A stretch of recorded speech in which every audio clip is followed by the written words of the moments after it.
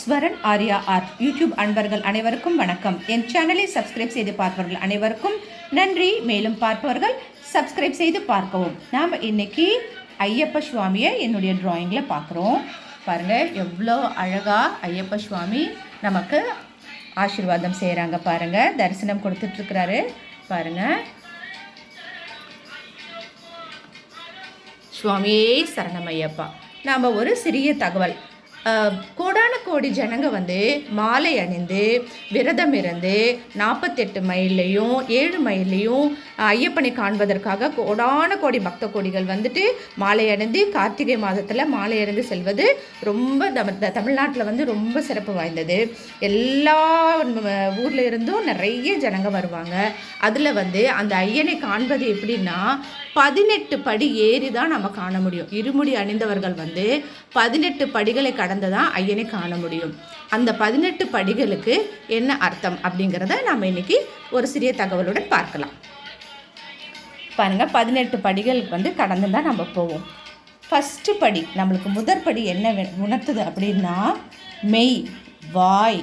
3ஆம் படி கண், மூக்கு, செவி, காமம், குரோதம், மோகம், மதம், மாச்சரியம், லோபம், தம்பம், அசூயை, சத்வம், ராஜசம், தாமசம், வித்யை, அவித்யை.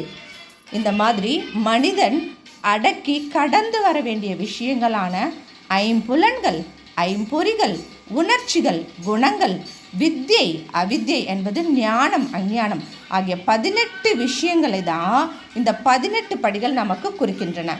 இந்த 18 படிகள் உணர்த்தும் தத்துவத்தை மனிதன் கடந்து சென்று பரம்பொருளான ஐயனை, சுவாமி ஐயப்பனை தரிசனம் செய்ய வேண்டும். இதுதான் நமக்கு உணர்த்துதுங்க. நாம் சுவாமி ஐயப்பனை காண்பதற்காக 18 படிகளில் இருமுடி கட்டி விரதம் இருந்து ஐயப்ப கோஷமிட்டு சுவாமியே சரணம் ஐயப்பா அப்படின்னு ஐயப்ப கோஷமிட்டு தான் நாம் தரிசனம் செய்வோம். அறிந்தும் அறியாமலும் தெரிந்தும் தெரியாமலும் செய்த சகல குற்றங்களையும் பொறுத்து காத்தருள வேண்டும்.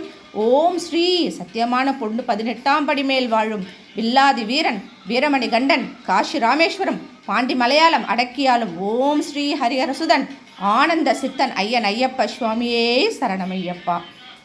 பாருங்க, நம்ம ஐயப்பனுடைய தரிசனம் இப்படி தான் நம்ம பார்ப்போம். இப்படி நாம் ஐயப்பனுக்கு நம்ம விரதம் இருந்து முழுமையான பக்தியுடன் நம்ம எதை வேண்டுனாலும் ஐயப்பன் நம்மளுக்கு கட்டாயம் செய்வார்.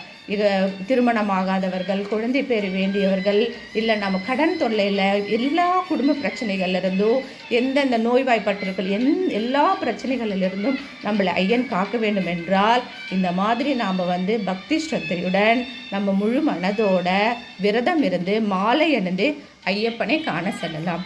சுவாமியே சரணம் ஐயப்பா.